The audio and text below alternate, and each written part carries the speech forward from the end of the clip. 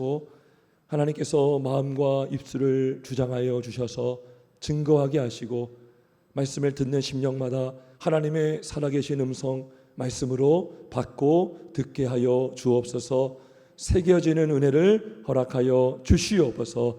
사랑이 많으신 예수님의 이름으로 기도하옵나이다. 아멘. 할렐루야, 할렐루야. 인간은 날마다 인용할 양식이 필요합니다. 지난주에 말씀을 나눴듯이 우리가 오늘날 매일 일용할 양식을 우리가 달라고 구할 수가 있는 것입니다.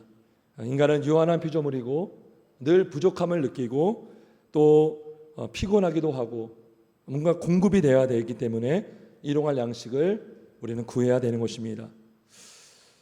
근데요 여러분, 또 매일 필요한 것이 있습니다. 매 순간 필요한 것이 있습니다. 그것은 바로 하나님의 용서입니다. 여러분, 배고픔이 우리에게 늘 이렇게 있으므로 양식이 필요하듯이 우리에게 자꾸 죄가 침투하여 들어옵니다. 우리가 이런 말을 합니다. 밥 먹듯이 뭘 한다. 저 사람은 밥 먹듯이 뭘 한다. 근데요 실제로 인간은 밥 먹듯이 죄를 짓는 존재입니다. 신자도 마찬가지입니다. 다윗이 시편 51편 3절에서 이렇게 말씀하셨습니다. 내 죄가 항상 내 앞에 있나이다. 그렇죠? 죄를 달고 산다는 것이죠. 하나님 마음에 합하다고 여김받은 다윗조차도 스스로 고백하기를 내 죄가 항상 내 앞에 있다라고 고백했습니다. 우리는 늘 끊임없이 죄를 짓습니다. 행동으로도 죄를 짓고 말로도 죄를 짓습니다. 남이 볼 때는 안 그런 척하지만 남이 안 볼 때 또 내 마음속으로 우리는 속으로도 죄를 얼마든지 짓고 삽니다. 예수님이 그래서 마태복음 15장 18, 19절 이렇게 말씀하셨습니다. 입에서 나오는 것들은 마음에서 나오나니 이것이야말로 사람을 더럽게 하느니라. 마음에서 나오는 것은 악한 생각과 살인과 간음과 음란과 도둑질과 거짓 증언과 비방이니 라고 말씀하셨어요.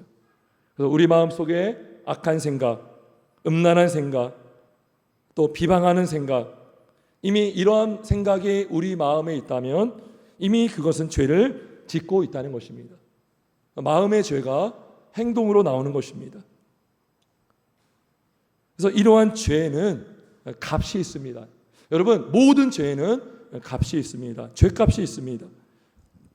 이 땅에서도 죄를 짓거나 어떤 무엇을 어기면 그 죄에 대한 형이 부과됩니다. 벌금을 내든지 사회봉사를 하든지 또 교도소에 가거나 최고형인 사형을 당할 수도 있습니다. 그래서 로마서 6장 23절에 보면 죄의 값은 사망이다. 죄값이 있다라고 성경은 말씀하고 있습니다. 그 값을 치르지 않으면 뭘로 남을까요? 빚으로 남는 것입니다. 빚이 되는 것입니다. 값을 치르지 않으면. 여러분, 주차위반을 하거나 교통법규를 어기면 과태료 통지서가 날라옵니다. 그게 뭐예요? 벌금이 부과된 것이죠. 죄를 지음으로, 잘못을 함으로 빚을 지게 된 것입니다. 그것을 제때 내지 않으면 나중에 할증이 붙어서 또다시 날라오죠. 계속 그 빚이 쌓여져 가는 것입니다. 그 죄값을 치르지 않으므로 그 빚이 남게 되고 지게 되는 것입니다. 그래서 오늘 사실 12절의 말씀은 죄 지은 자를 사하여 준 것 같이 여기 각주가 되어 있어요. 각주 한번 볼까요? 성경에 보면 가로 2 해가지고 이렇게 되어 있습니다. 빚진 자를 탕감하여 준 것 같이 우리의 빚도 탕감하여 주시옵고. 그러니까 죄를 사함받는다는 것은 빚진 것을 탕감하여 달라는 것입니다. 왜냐하면 여러분, 우리는 작은 죄도요 우리의 힘으로 갚을 능력이 없습니다. 그 죄의 이자는 물론이고 원금도 갚을 능력이 없어요. 여러분, 죄도요 경중이 있습니다. 근데요 작은 죄라 할지라도 우리가 어떻게 그 죄를 갚습니까? 생각해 보십시오. 갚을 능력이 없습니다. 그래서 하나님께서, 예수님께서 죄 지은 자를, 빚진 자를 탕감해 준 것 같이 우리의 빚도 탕감해 달라고 기도할 것을 말씀하신 것입니다. 주기도문 이 5번째 청원이 우리에게 3가지를 요구하고 있습니다. 3가지 의미가 있습니다. 첫 번째는 바로 이것입니다. 매일 회개하는 삶을 살라는 것입니다. 매일. 여러분, 우리가 매일 그 일용할 양식, 매일 필요한 양식이 필요하듯이 우리가 매일 죄를 짓거든요. 부인할 수 없는 사실입니다. 목사도 죄를 짓습니다. 다 죄를 짓습니다. 그러니까 눈만 뜨면 우리는 죄를 짓는다는 생각을 하면 돼요. 죄를 지을 수밖에 없는 존재이고, 태어나는 즉시, 아기가 태어나는 즉시 이 아이는 이제 죄를 짓는 존재가 되는 것입니다. 그래서 우리는 매일 회개가 필요합니다. 왜냐하면 그 죄의 빚을 면제받을 수 있는 길이 바로 회개이기 때문인 것입니다. 여러분, 그런데 신자들 중에는 이러한 고민을 할 수 있어요. 궁금해할 수 있는 게 뭐냐면, 왜 매일 회개를 해야 됩니까? 우리는 다 구원받지 않았습니까? 맞습니다. 우리는 죄 사함 받았습니다. 근데 우리는 죄를 짓습니다. 우리가 의롭다 여김을 받았지만 우리가 잊지 말아야 될 것은 우리는 여전히 죄인이라는 거예요. 우리의 본성은 죄인이라는 거예요. 의롭다 여겨준 거죠. 자, 예수님께서 요한복음 13장 10절에 이런 말씀하셨어요. 이미 목욕한 자는 발밖에 씻을 필요가 없느니라 온몸이 깨끗하니라. 그죠? 예수 믿고 중생한 영혼, 구원받은 영혼은 온몸이 깨끗해졌어요. 하지만 여전히 몸이 더러워집니다. 죄를 져요. 죄성이 있어요. 죄인이기 때문인 것입니다. 여러분, 신자는요, 과거의 죄, 현재의 죄, 미래의 죄 다 씻김 받았어요. 사함 받았어요. 그래서 중생한 신자는요, 영원한 지옥의 형벌을 면하게 됩니다. 둘째 사망의 해를 면하게 됩니다. 이 구원은 취소가 되지 않습니다. 하지만 그래도 죄인입니다. 그래서 죄를 짓습니다. 여러분, 예수님 당시 때 사람들이 샌들을 신고 다녔습니다. 그러면 요즘같이 아스팔트 땅이 아니에요. 흙으로 되어 있습니다. 나갔다 들어오면 신발에 먼지가 수북히, 발등에 수북히 쌓여서 옵니다. 그래서 그 당시에 종들이 하는 일 중에 하나가 뭐냐면 주인이 나갔다 들어오면 발을 씻겨주는 역할을 했습니다. 예수님이 이걸 해줬잖아요. 제자들에게 섬겼어요. 종의 모습으로. 그러면서 예수님이 말씀하신 게 뭐예요? 이미 목욕한 자는 발밖에 씻을 필요가 없느니라 온몸이 깨끗하니라. 그래서 구원받은 신자라도 죄의 유혹을 받습니다. 죄를 지을 수 있습니다. 그래서 우리가 매일 회개가 필요합니다. 이 회개함으로 죄를 씻겨내야 되는 것입니다. 우리가 여러분 계속 아침마다 손을 씻고 밖에 나갔다 손을 씻잖아요. 여러분, 그 죄의 오염, 오물이 묻어서 집에 들어왔다고 해서 자녀의 신분이 박탈되는 것이 아니죠. 마찬가지입니다. 하나님의 자녀가 되었어요. 예수 믿고 구원받음으로 죄를 지었다고 해서 그 자녀됨이 박탈되는 것이 아닙니다. 근데 왜 회개합니까? 회개해야지 하나님과 깊은 관계를 유지하며 살 수가 있어요. 여러분, 죄가 무엇입니까? 죄는 갈라놓게 하는 게 있어요. 죄의 특징이 뭐냐면 분리하게 합니다. 하나님과 우리 사이를, 너희 죄가 너와 하나님 사이의 관계를 갈라놓았다라는 말씀이 있어요. 그러면 회개는 뭡니까? 그 회자가 돌이킬 회자거든요. 돌아오다는 겁니다.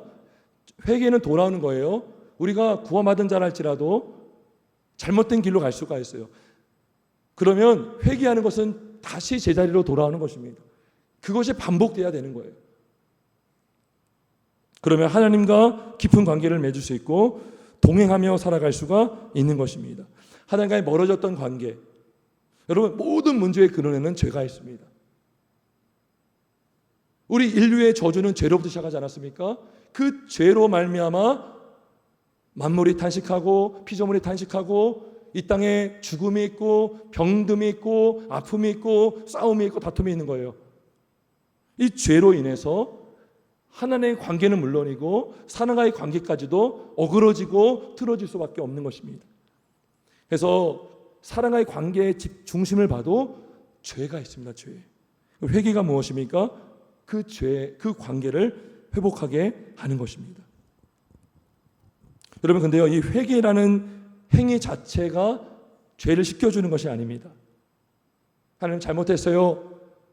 요 행위가 우리를 깨끗하게 하는 것이 아니라 우리가 의지한 예수 그리스도의 공로, 그 예수님의 피가 우리를 씻겨주는 것입니다. 무슨 말이냐면, 여러분, 우리가 목욕할 때에 어떤 타월을 쓸 수 있어요.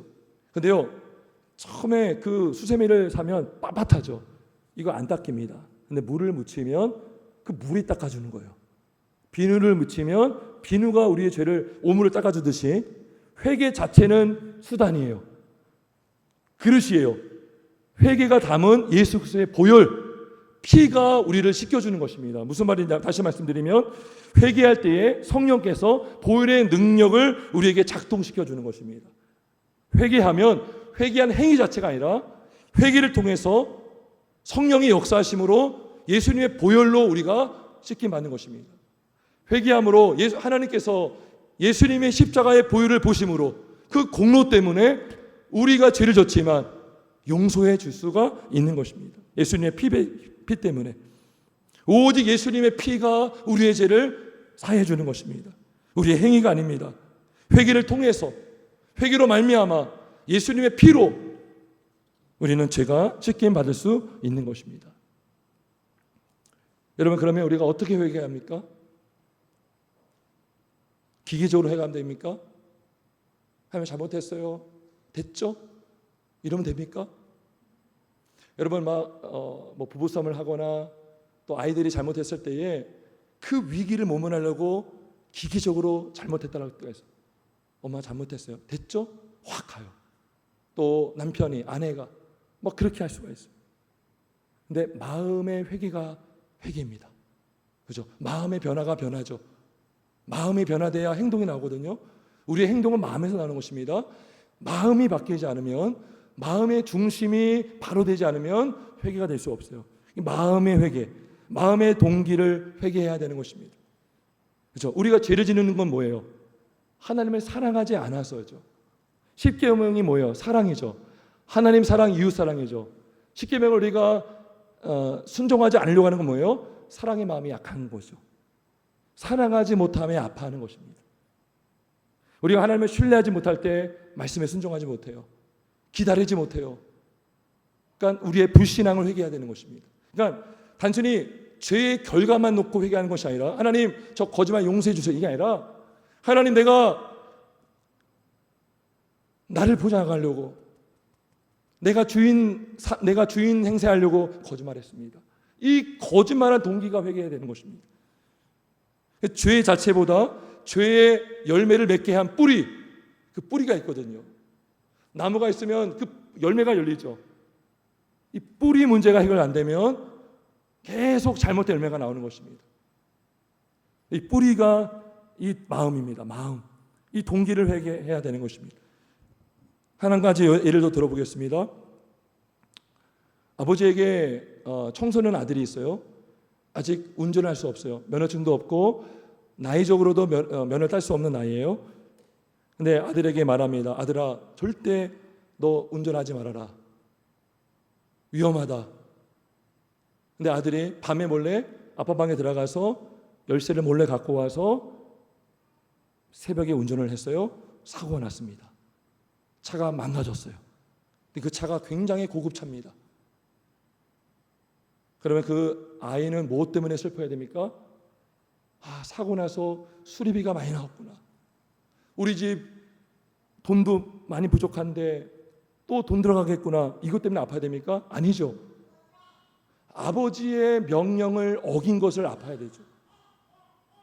아버지가 만약에 아들에게, 아들아 너 대학 가서 면허증 따면 사줄게라고 했는데 그걸 기다리지 못한 것, 그죠? 신뢰하지 못한 것, 하나님의 말씀을, 아버지의 말을 기다리지 못한 것, 신뢰하지 못한 것을 아파야 되는 거죠. 마찬가지로 우리가 하나님의 그 뜻을 신뢰하지 못한 것, 기다리지 못한 것, 불신앙, 하나님을 사랑하지 않은 마음, 교만함, 이웃을 내 몸과 같이 사랑하지 않는 내 마음의 그 사랑 없음을 우리는 회개해야 되는 것입니다. 회개할 수가 있는 것입니다.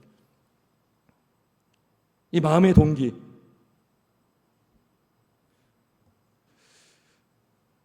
여러분, 그러면 이러한 회개는 어떻게 나옵니까?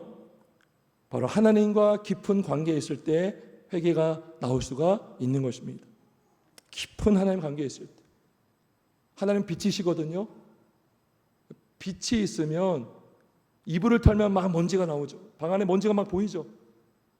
환히 햇빛이 들어오면 그 먼지가 확 들어오는 것처럼 우리가 빛 대신 주님 안에 있을 때에 우리는 죄에 민감하게 반응할 수가 있는 거예요. 하나님을 멀리 있을 때, 어둠에 있을 때는 보이지 않던 그 죄들이요, 주님과 가까이 동행함으로 그 죄가 죄임을 알게 되는 것입니다.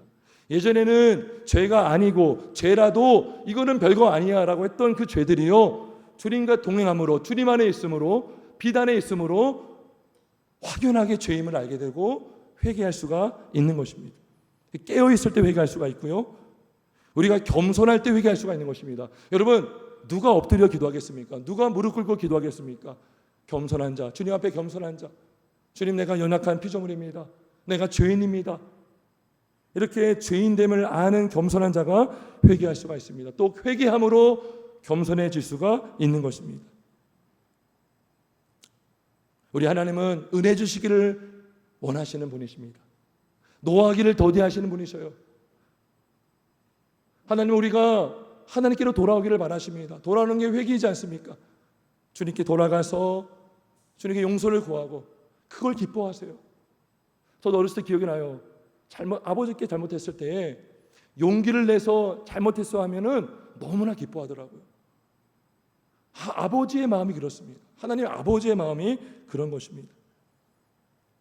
그래서 이 다섯 번째, 우리 죄를 사해달라는 것은 매일 회개하라는 것이고 하나님을 의지하라라는 것입니다.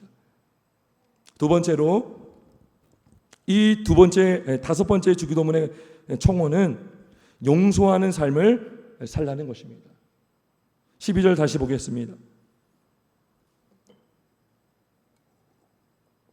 우리가 우리에게 죄 지은 자를 사하여 준 것 같이 우리 죄를 사하여 주시옵고. 이 구절만 보면 마치 우리가 용서를 남을 용서해야만 우리가 용서를 받을 수 있는 것처럼 여겨지는 표현이 되어 있습니다. 그렇지 않습니다. 우리가 남을 용서할 수 있는 것은 우리가 먼저 용서를 받았기 때문인 것입니다. 하나님의 용서를 경험하지 못하면, 용서를 받지 못하면 결코 남을 용서할 수 없어요.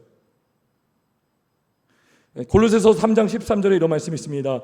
누가 누구에게 불만이 있거든 서로 용납하여 피차 용서하되 주께서 너희를 용서하신 것 같이 너희도 그리 하고라고 말해요. 그러니까 우리가 남을 용서할 수 있는 것은 주께서 나를 용서하셨기 때문에 우리가 남을 용서할 수가 있는 것입니다. 여러분, 그렇다면 참으로 회개했다라는 증거는 뭘까요? 내가 회개한 걸 내가 어떻게 할까요? 무엇을 할 수 있을까요? 그 바로 남을 용서함에 있습니다. 내가 남을 용서한다는 것은 내가 참으로 회개했다는 것입니다. 참으로 회개한 자는 참으로 진심으로 남을 용서해 줄 수가 있는 것입니다. 여러분, 마태복음 18장에 보면 용서할 줄 모르는 종의 비유가 나옵니다. 근데 그가요 얼마나 빚졌냐면 1만 달란트의 그 큰 돈을 빚을 졌습니다. 1달란트는 1년 일해야 벌 수 있는 액수입니다.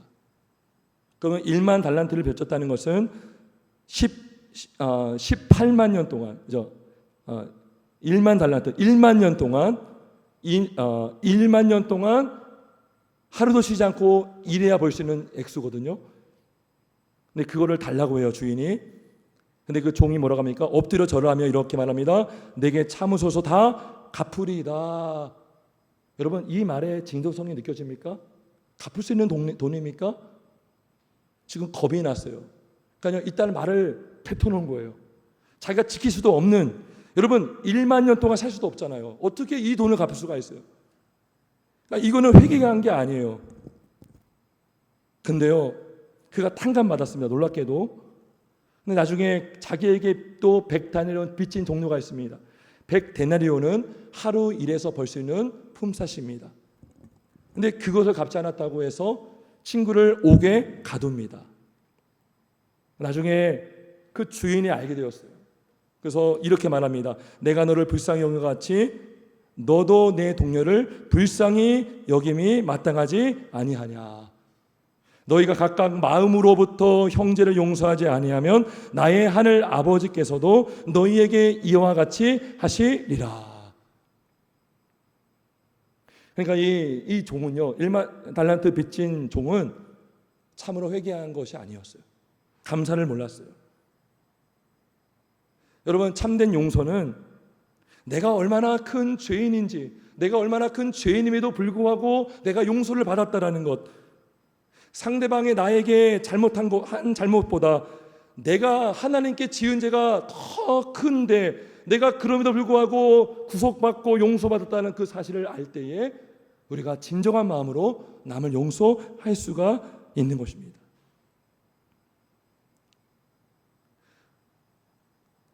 그래서 남이 나에게 잘못한 것보다 내가 더 잘못했음을 아는 자, 내가 하나님께 지은 죄가 큰데 하나님의 용서를 받았다는 것을 깨닫는 자가 바로 참으로 남을 용서할 수가 있는 것입니다. 우리는 살면서 관계에서 여러 어려움을 겪을 때가 많습니다. 부부 간에도 있고 부모와 자녀 간에도 그렇습니다. 어려움이 있을 수 있어요. 교회 안에 성도 간에도, 또 목회자와 성도 간에, 또 성도끼리 직장 안에서 상사와 직원 간에, 또 누구 때문에 마음이 속상하기도 하고, 또 상대방의 할 말 때문에 상처받고, 행동 때문에 상처받고 불쾌할 때가 있습니다. 그러면 몇 가지 행동이 나올 수가 있어요. 첫 번째는 아예 그 사람과 상대하지 않는 것입니다. 아예 그 사람을 머릿속에서 지우려고 하는 거예요. 내가 상종을 안 하리라. 굳게 마음 먹죠. 그런데 문제가 뭡니까? 해결이 안 됐어요. 그때 일을 생각하면 속이 또 막 울렁거려요.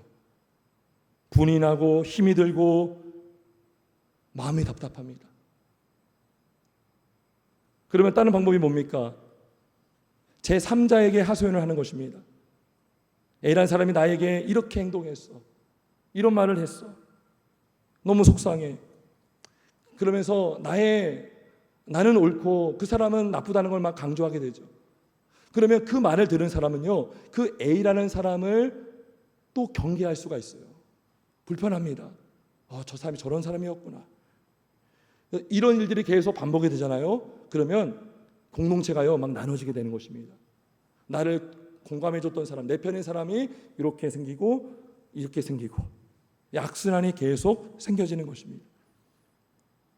교회가 하나 되지 못하게 되죠. 공동체가 하나 되지 못하게 되는 것입니다. 나의 편을 드는 사람은 착한 사람이고 나를 이해해주지 못한 사람은 나쁜 사람으로 치부해버리게 되는 것입니다. 악순환의 고리가 계속 이어지는 것입니다. 근데요, 여러분, 악순환의 고리를 끊는 것이 무엇입니까? 바로 회개라는 거예요. 회개입니다. 회개. 내가 진짜 회개하잖아요. 그러면 남을 용서할 수가 있습니다. 제가 오래전 청년 때에 있었던 일입니다. 어떤 관계의 문제로 상담을 받은 적이 있어요. 그래서 내가 이것 때문에 힘들고 막 얘기를 했더니요, 그 상담하시는 분이 잘 듣더니 저한테 이런 얘기 하는 거예요. 형제님은 상당히 이기적이시네요. 저는 공감해 줄 줄 알았는데 제가 나쁜 사람이래요. 잘못했대요. 이기적이래요. 놀랐습니다. 근데 생각해 보니 정말 저의 문제였습니다. 저의 다듬어지지 않은 그런 자아의 문제가 컸습니다. 그걸 깨닫게 하셨고, 내가 회개하니까 놀랍게도요, 그 사람에게 미안한 거예요. 여러분, 진정한 용서가 일어날 때는요, 그 사람에 대한 미안한 마음이 듭니다. 미안한 마음이 들고 더 사랑해 주지 못한 마음에 미안하고 죄송하고, 놀랍게도 관계가 회복이 되었어요. 왜요? 내가 미안한 거예요, 내가. 근데 그게 하나님이 주신 거예요. 하나님이 주지 않으면 안 돼요. 여러분, 참된 회개는 참된 용서를 낳고요, 참된 용서는 사랑을 또 낳습니다.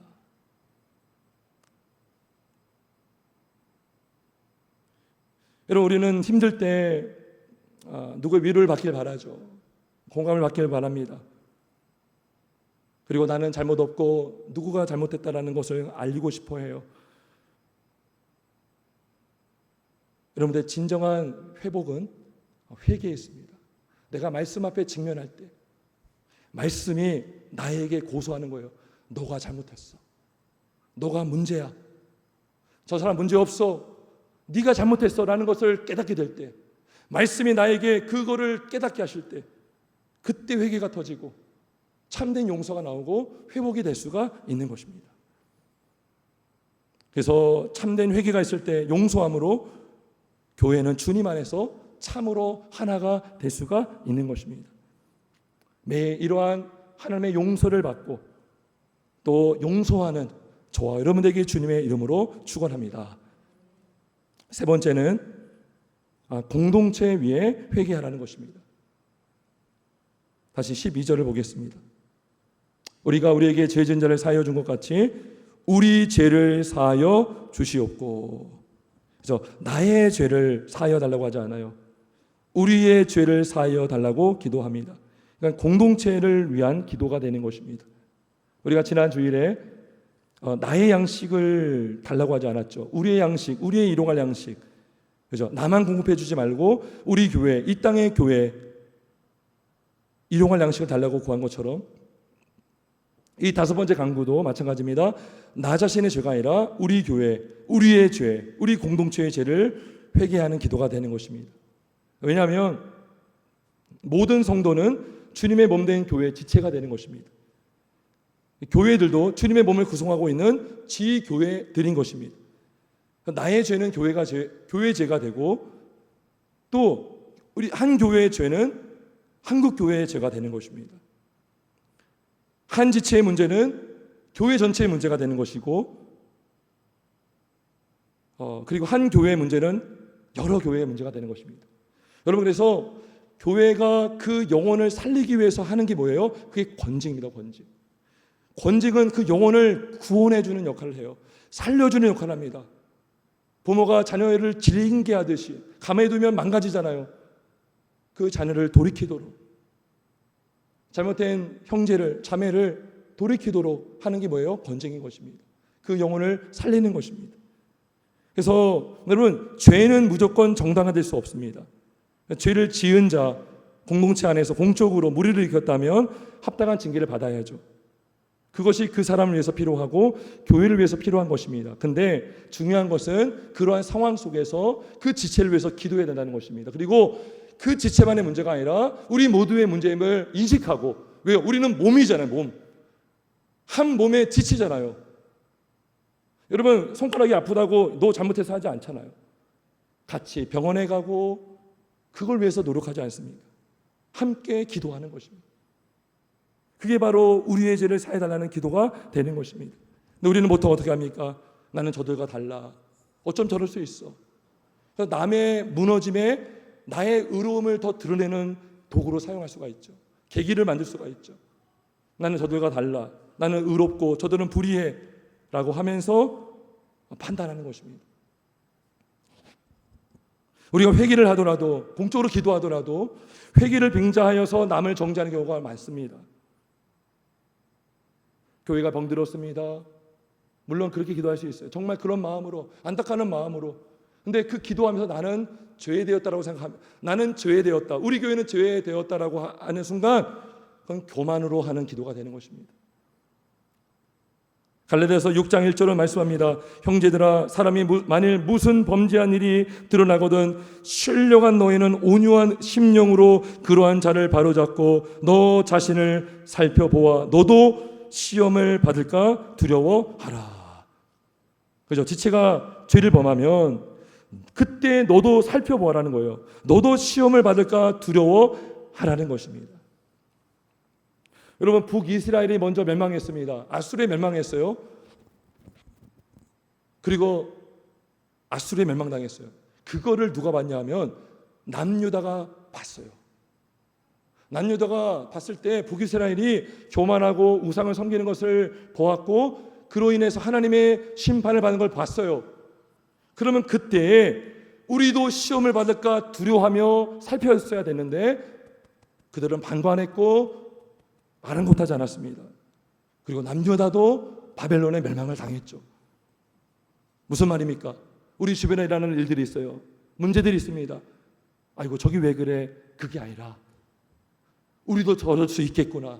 내가 깨어있지 않으면 얼마든지 나도 망가지겠구나. 우리 교회도 무너지겠구나. 그리고 기도하는 것입니다.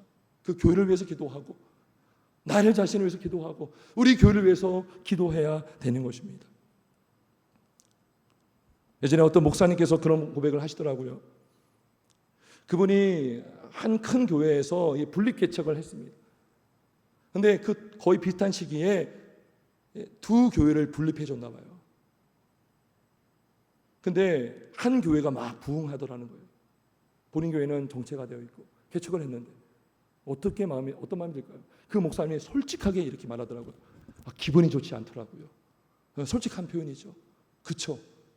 같이 개척을 했는데 한 교회에서 나와서 두 교회가 개척이 되었는데 한 목사님 교회는 막 부흥하는 거죠. 마음이 너무 힘들었대요. 만약에 그런 상태에서 그 교회가 잘못되면 어떻게 될까요? 속으로 좋아할 수도 있겠죠. 잘 됐다. 근데 이게 뭐예요? 한 몸을 이룬 지체 의식이 부족한 거예요. 제가 그 목사님을 뭐라고 한 것이라 저도 얼마든지 그럴 수 있고 우리도 다 그럴 수 있어요.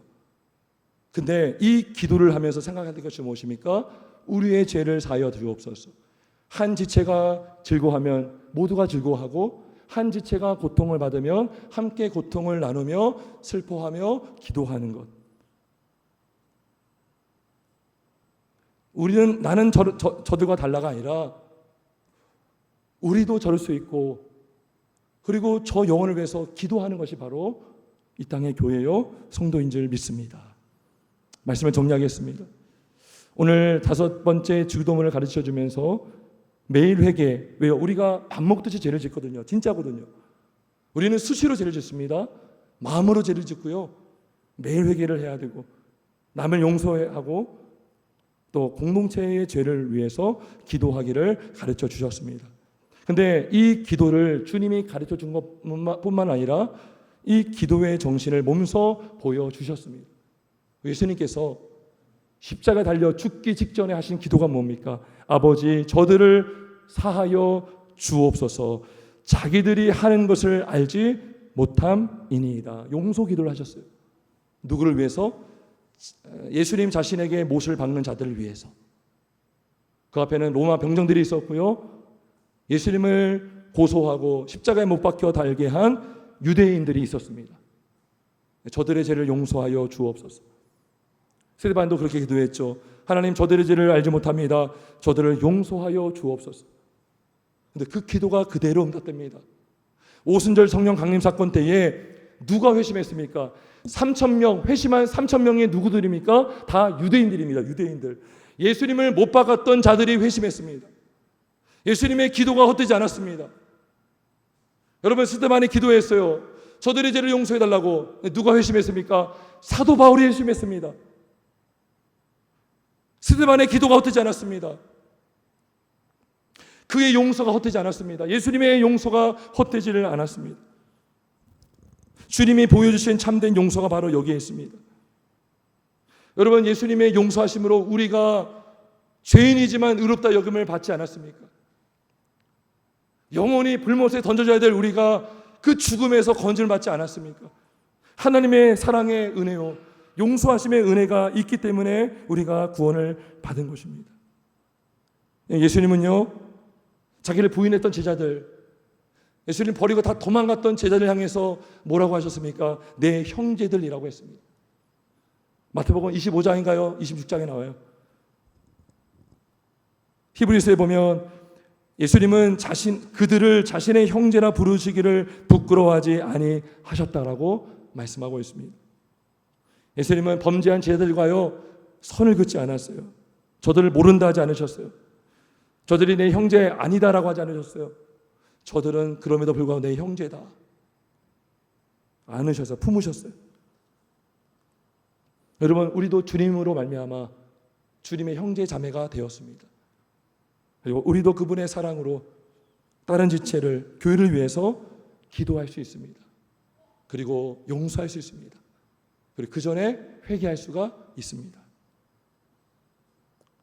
나의 문제가 있다면 그거는 여러분 가정의 문제, 여러분 가정의 기도 제목이라고 할 때에 모두의 문제가 아닐 수 있죠. 자녀 한 사람의 문제 때문에 가정에 문제가 있다라고 말하기도 하죠. 우리가 왜 그런 말 합니까? 그 한 아이의 문제는 가정의 문제거든요. 남편의 문제는 가정의 문제거든요. 마찬가지로 한 지체의 문제는 교회의 문제가 되는 것입니다. 나는 저 지체와 달라. 나는 의로워. 나는 깨끗해. 손을 두고 달리하는 것이 아니라 함께 아파하고 기도해 주는 게 바로 교회라는 것이죠. 그리고 한국 교회가 좀 어렵습니다. 우리가 같이 기도해야 되는 것입니다. 하나님, 이 땅의 교회를 살려 주옵소서. 용서하여 주옵소서. 다시 본질로 돌아가게 하여, 여기는 나도 포함되는 것입니다. 나는 잘하고 있는데 저들이 못하고 있으니까 저들을 저렇게 하라고 하는 것이 아니라 나도 포함을 해서 나도 못하고 있으니 하나님, 이 땅의 교회를 살려 주옵소서. 이 땅의 성도의 목회자를 살려 주옵소서라고 우리가 기도할 수가 있습니다. 우리가 우리에게 죄의 진자를 사해 준 것 같이 우리 죄를 사하여 주옵시고, 이 기도함으로 우리가 살고 이 땅의 교회가 살길 주님의 이름으로 축원합니다. 기도하겠습니다.